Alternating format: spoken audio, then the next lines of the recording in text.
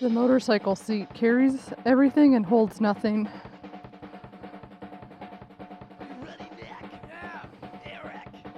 Oh, this makes me so tender. And I'm gonna embrace my tenderness. I don't give a fuck. I had this bike since 2016. Gotta wedge our way down. Oh, I'm gonna cry. I'm gonna cry as I leave my garage. Potentially for the last time. Because I'm gonna sell it. So once you get the idea in your head that you're gonna sell a bike, game over. You can't stop thinking about it. And I feel obviously conflicted because in a utopian realm, I keep the bike and I buy a dual sport, but I don't have that kind of money. I just got a new car, a new Bronco, and it's expensive. It's more expensive than my last car, so. And also, like, not gonna lie, I had a renter drop it, and then I had to, like, make a claim, and don't worry, the check was fat, way fatter than, the cost of the part that I had to replace. I won't disclose how much, but it was way more. Let's say I'll tell you this, it was 9 times more. They're like, well, we're factoring in labor, and I'm like, I'm going to be doing the work on it. So that's nice, and I get that, but it's hitting an age in the rental market where it's just going to need more maintenance than it's worth.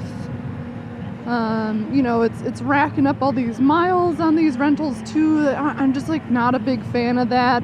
I think it makes sense to rent out your new bike and you're just trying to get it paid for, kind of cushion it a little bit, put some smiles on people's faces, but for the most part it's like, you know what, I'm done renting it out, is just what's happening.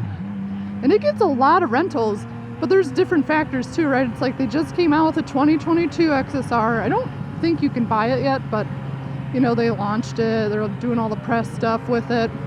There's more shit I'm gonna have to start replacing, and it's not gonna be worth me making, the $80 every time somebody rents it, especially tires too, and like tires are hard to find right now. It's like my R9T is just sitting there because I can't find a TKC 70 to save my life. I love this bike though. I love getting on it. I love the way it makes its power. It's magical. Obviously I've ridden different bikes for my job and nothing comes close to this. It's just so good. So I'm definitely gonna be sitting on my porch when I'm like 80 being like, man, I wish I still had that 2016 XSR900 in my garage. I guarantee you I'll feel that way. Because I don't really care about the mileage. These engines go forever. Yamalube will warranty your engine up to 100,000 miles if you only use Yamalube, which I have. And this engine will go for that for sure. Mileage doesn't really matter, but the part that makes me want to sell it is like the last couple times I went to go vlog with it, I've literally had to dust off spider webs. And I'm like, no. This bike has been good to me. It's had a couple issues, but it's mostly due to my fault and not the bike's fault. Selling it also reminds me of my old dog that died. We'd put him on the seat. He'd always try to jump up when we pulled into the driveway. And it makes me think about him. It makes me think about being younger. I'm feeling my age. I get really sensitive about entropy. I'm gonna put that out there.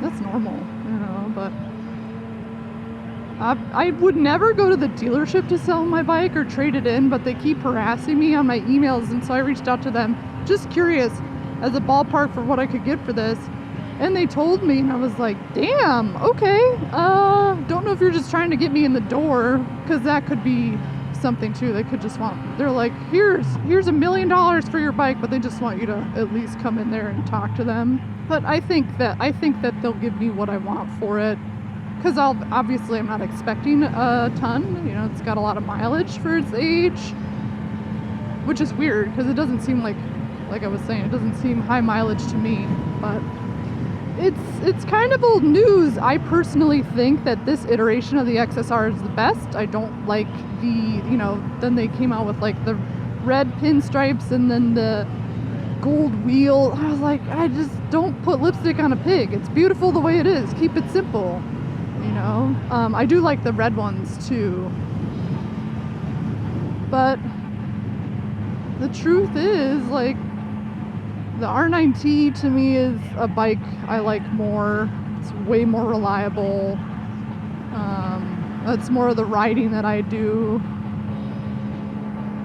I mean, I used to get naughty on this bike way more when I was coming home from the bar, and it doesn't get ridden the way it should anymore, and it does on rentals, but like I said, somebody dropped it and I was like, okay, game over.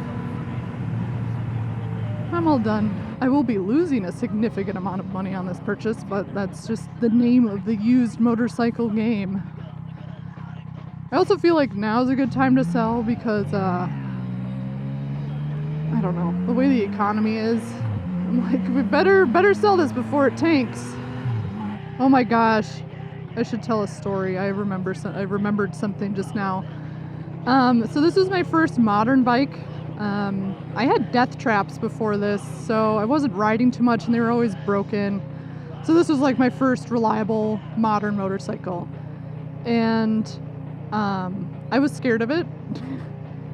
I rode it the day we got it in like a parking lot and I couldn't reach, and it was just such a fucking beast. I was coming from like a 1974 GS 550, and I was coming from a 1965 Honda CB160, so this was just not anything that I had been on before.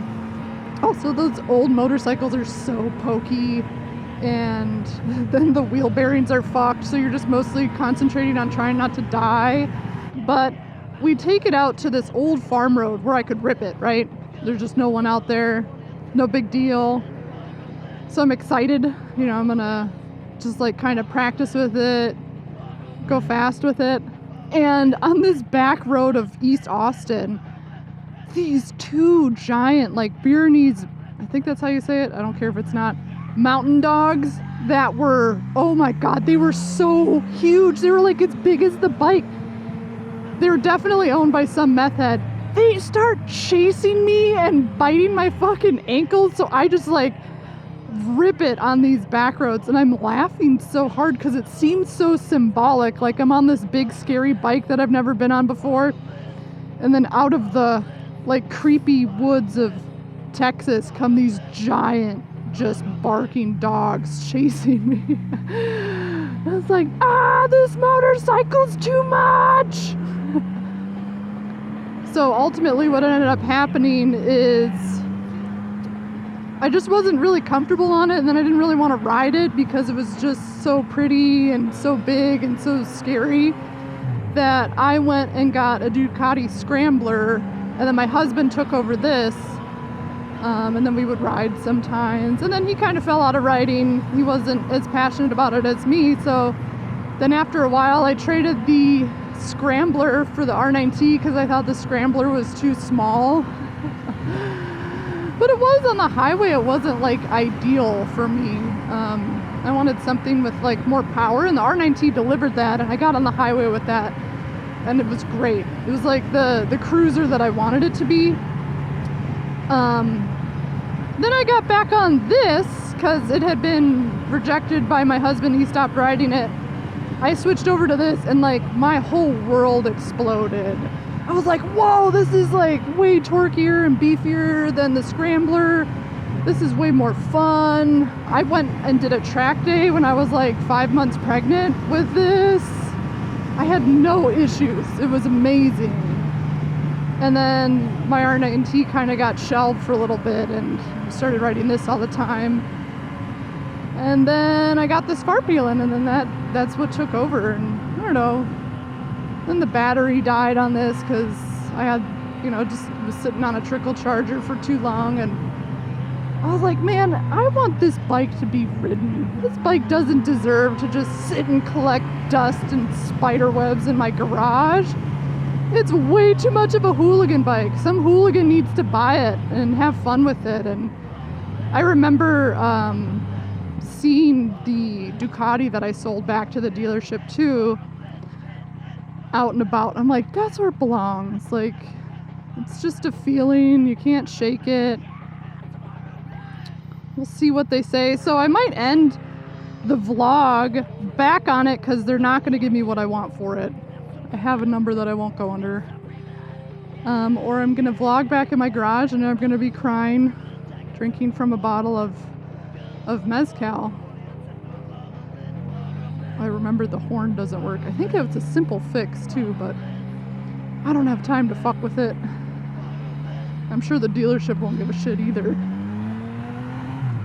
Oh.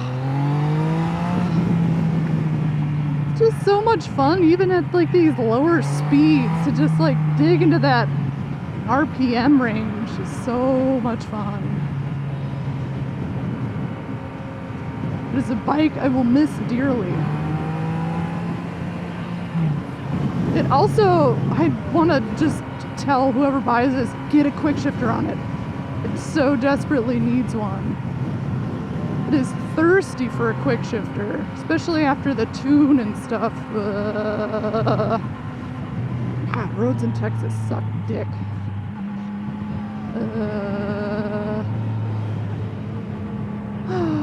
We're here. Oh, here we are. All right. Let's see how we end this goddamn vlog. It's so hard coming here. You're like, oh, I'll just take one of each. No! I mean, yes, it's gone. But also, no. I'm sad and I'm happy. We had a good run. We had a good run. Do you... What's your favorite memory you had with the XSR? Riding it back and forth to work without my license. Without your license? Your motorcycle license? Yeah. Not that that really matters, but we didn't have them yet. I didn't know that. It's all a big blur. It's all a big motorcycle blur. My favorite, I was saying... Oh, I just thought of it. Okay, what? Leaving work in the morning and hitting a pigeon at 60 miles an hour with my helmet and almost getting knocked off the bike, but not. I remember that. Did the pigeon survive? Absolutely not. No, if you get a giant protected dome to the body at 60 miles an hour, you're a goner. No, it looked like a pillow exploded behind me. So. I was saying to my vlog, one of my favorites was being chased by those fucking mountain dogs on that back road when I went to go rip it for the first time. So long, XSR. I got the very low end of what they offered, but that's fine. It was just, I don't want 3 street bikes anymore. I want a dirt bike. When we got the XSR, because we were tired of waiting for the Husqvarnas to come out. That's true.